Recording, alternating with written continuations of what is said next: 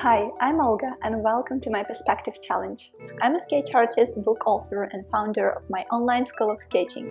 I teach interior designers and architects on how to draw their ideas by hand so they can achieve their maximum potential and create their best projects.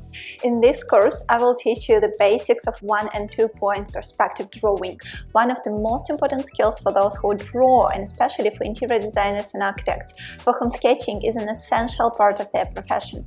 Perspective is the basement for everything, the queen of drawing. For example, in Leonardo da Vinci's treatise on painting, he suggests that perspective is the first priority for a would-be painter. I love perspective so much, and I want to share my passion, experience and knowledge with you.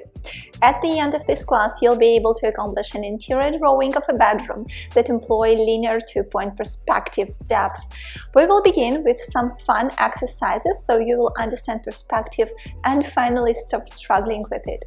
So let's do it like a perspective party, let's play with it. And don't you worry, because no prior knowledge of drawing experience is required. This class I designed for beginners. Interior design students and architects will especially benefit from this class. So I can't wait to start and share these wonderful perspective skills with you. See you in lesson 1. So grab your pencil and paper and draw with me now.